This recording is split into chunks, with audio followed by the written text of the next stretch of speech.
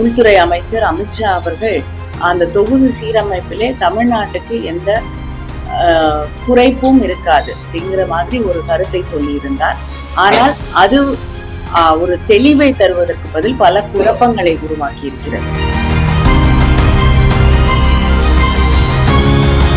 எல்லாருடைய கருத்தையும் கேட்டு அதற்கு ஒரு சரியான தீர்வை நாம் கண்டெடுக்க முடியும் என்றால் எல்லாரையும் ஒருங்கிணைத்து அதை செய்ய வேண்டும் என்பதுதான் முதலமைச்சருடைய எண்ணம்.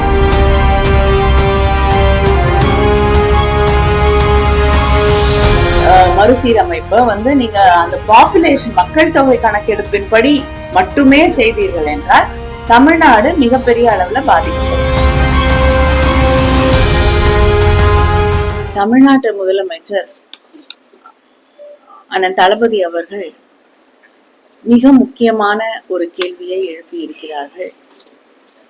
தொகுதி மறுசீரமைப்பு என்பது தமிழ்நாட்டை பாதிக்காத வகையிலே, தென் மாநிலங்களை பாதிக்காத வகையிலே, முக்கியமாக மக்கள் தொகையை கட்டுப்படுத்தி இருக்கக்கூடிய மாநிலங்களை பாதிக்காத வகையிலே அது செய்யப்பட வேண்டும் என்று கோரிக்கை வைத்திருக்கிறார்கள். அதற்காக அனைத்து கட்சி கூட்டத்தையும் அழைத்திருக்கிறார்கள்.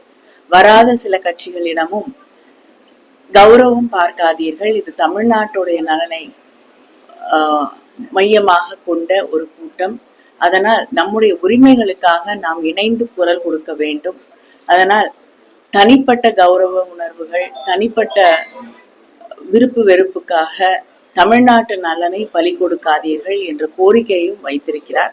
முதலமைச்சர் அவர்களுடைய இந்த கேள்விக்கு, அதாவது தொகுதி பங்கீடு என்பது, மறுவரை என்பது தமிழ்நாடை பாதிக்க கூடாது என்ற அந்த கருத்துக்கு சமீபத்திலே தமிழ்நாடு வந்திருந்த உள்துறை அமைச்சர் அமித்ஷா அவர்கள் புரோராட்டா பேசிஸ்ல தமிழ்நாட்டுடைய மக்கள் தொகை அந்த அடிப்படையிலே அது நடந்தாலும், மறுவரை நடந்தாலும் அந்த தொகுதி சீரமைப்பிலே தமிழ்நாட்டுக்கு எந்த குறைப்பும் இருக்காது, எண்ணிக்கையிலே நம்மளுடைய எம்பிக்களுடைய எண்ணிக்கையிலே குறையாது அப்படிங்கிற மாதிரி ஒரு கருத்தை சொல்லி இருந்தார்.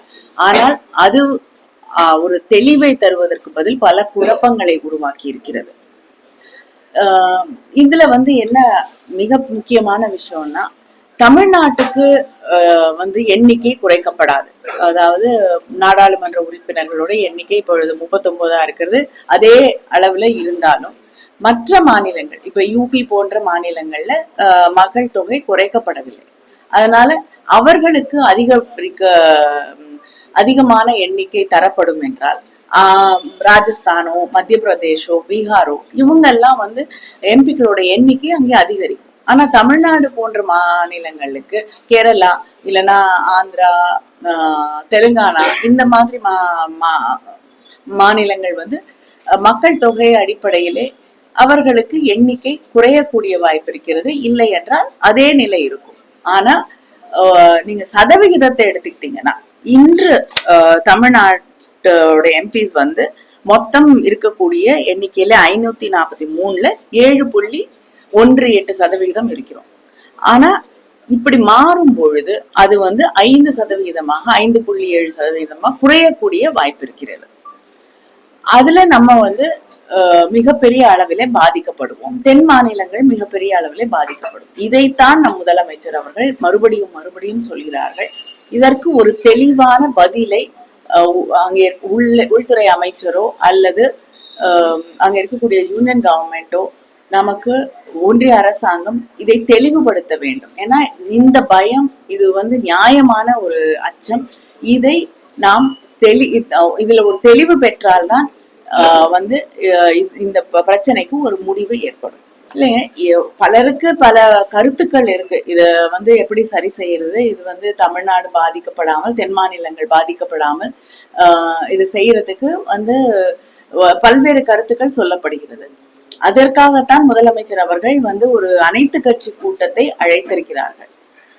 அங்கே பல்வேறு கருத்துக்கள் சொல்லப்படும். எது சரியாக எல்லாருக்கும் ஏற்றுக்கொள்ளக்கூடிய ஒன்றாக எது இருக்கிறதோ அதை நிச்சயமாக ஏற்றுக்கொள்வார். உள்துறை அமைச்சர் எங்க தனியா பேசினாலும் இல்லைன்னா வந்து ஒரு பொலிட்டிக்கல் ஸ்டேஜ்ல பேசினாலும் உள்துறை அமைச்சர் தானே. சோ அவருடைய கருத்தை வந்து அப்ப வந்து அவர் வந்து தனியார் மேடையில பேசினா அதை எடுத்துக்க கூடாது, வந்து பார்லிமெண்ட்ல பேசினா மட்டும்தான் வந்து அவர் உள்துறை அமைச்சர், அப்பதான் அவரோட கருத்துக்கு மதிப்பளிக்க வேணும்னு அவங்களே சொல்றாங்க. இல்லைங்க, ஆல் பார்ட்டி மீட்டிங்லயும் தெளிவுபடுத்துவதற்கான ஒரு ஒருமித்த குரலை எழுப்ப முடியும் இல்லையா? அததான் வந்து முதலமைச்சருடைய கருத்து என்னன்னா, எல்லாருடைய கருத்தையும் கேட்டு அதற்கு வந்து ஒரு சரியான தீர்வை நாம் கண்டெடுக்க முடியும் என்றால் எல்லாரையும் ஒருங்கிணைத்து அதை செய்ய வேண்டும் என்பதுதான் முதலமைச்சருடைய எண்ணமா இருக்கு. ஃபர்ஸ்ட் சென்சஸ் எடுக்கணும். ஆனா இத வந்து நீங்க வந்து டீலிமிட்டேஷன், தொகுதி மறுசீரமைப்ப வந்து நீங்க அந்த பாப்புலேஷன் மக்கள் தொகை கணக்கெடுப்பின்படி மட்டுமே செய்தீர்கள் என்றால் தமிழ்நாடு மிகப்பெரிய அளவுல பாதிக்கப்படும். இப்ப நீங்க அவங்க சொல்றபடி வந்து இப்ப இருக்கக்கூடிய இதே எண்கள் 543 அப்படிங்கறத வச்சுட்டு நீங்க அத தொகுதிகளை சீரமைச்சீங்கன்னா நமக்கு வந்து பாதிக்கப்படும். நம்ம வந்து கிட்டத்தட்ட 8ல இருந்து 9 தொகுதிகளை இழக்க நேரிடும். புரோராட்டா பேசிஸ்ல உங்களுக்கு எந்த இழப்பும் இருக்காது அப்படிங்கிறது வந்து ஒரு பொத்தாம்படையாக, எதுவுமே வந்து தெளிவில்லாத ஒரு வகையில ஒரு கருத்தை சொல்லிட்டு போறது. அதுவும் அவங்க கட்சிக்காரங்களே வந்து அது தனி மேடையில சொன்னது பொது மேடையில சொல்லலன்ற மாதிரி விவாதங்களை கிளப்புவது குழப்பத்தை தான் அதிகரிக்கும். எனக்கு தெரிந்த வந்து மக்களை வந்து முதலமைச்சர் ஒவ்வொரு மாவட்டத்திலும் சென்றும் போது சந்திக்கிறார். அதிருப்தியோடு வரக்கூடிய மக்களாக அவர்களை, நான் தூத்துக்குடிக்கு வந்தப்போ கூட நான் பார்த்தேன், அதிருப்தியோடு மக்கள் வந்து முதலமைச்சரை வரவேற்கவில்லை, ஆர்வத்தோடு அன்போடு ஆசையோடு தான் வரவேற்கிறார்கள். அதனால அதிருப்தியா இருக்கிறதா, ஏன்னா ஒவ்வொரு நாளும் மக்களுக்கான எத்தனையோ திட்டங்களை நிறைவேற்றிக் கொண்டிருக்கிறோம், அது மக்களை சேர்ந்து அடைகிறது. இந்த புதிய கல்விக் கொள்கை அப்படிங்கிறது வந்து அதுல இருக்கக்கூடிய பிரச்சனை அப்படிங்கிறது திராவிட முன்னேற்ற கழகம் அதை உருவாக்கவில்லை. நீங்க புதிய கல்விக் கொள்கை பொதுப்பட்டியல்ல இருக்கக்கூடிய ஒரு விஷயத்த கல்விக் கொள்கையில நீங்க வந்து மும்மொழி கொள்கையை ஏற்றுக்கொள்ள வேண்டும், புதிய கல்விக் கொள்கையை நீங்கள் ஏற்றுக்கொள்ள வேண்டும். அப்பொழுதுதான் உங்களுக்கு நாங்க தர வேண்டிய, உங்க பிள்ளைகளுக்கு படிக்கிறதுக்கு நாங்க தர வேண்டிய நிதியை அப்பொழுதுதான் நாங்க வந்து ரிலீஸ் பண்ணுவோம், தரணும்னா நீங்க NEP-ல கையெழுத்து போடுங்க அப்படின்னு யார் வந்து இதை கொண்டு வந்து நம்ம மீது திணிப்பது? அது வந்து ஒன்றிய அரசாங்கம். சோ நம்ம வந்து அந்த பிரச்சனைய உருவாக்கல, பிரச்சனையை உருவாக்கி இருக்கக்கூடியவர்கள் அவர்கள். அதற்கு எதிர்வினை ஆற்ற வேண்டிய ஒரு நிலையிலே நாம் நிற்கிறோம். அதனால நம்ம அந்த கருத்துக்களை உருவாக்கவில்லை. அதே போல வந்து டீலிமிட்டேஷன் நீங்க எல்லாத்தையும் முடிச்சு எப்படி பண்றது எல்லாத்தையும் டிசைட் பண்ண அப்புறம் அந்த பிரச்சனையை நம்ம வந்து பேச முடியாது. அது வருமுன் காக்கணும் இல்லையா? அதுதான் தமிழ்நாட்டுடைய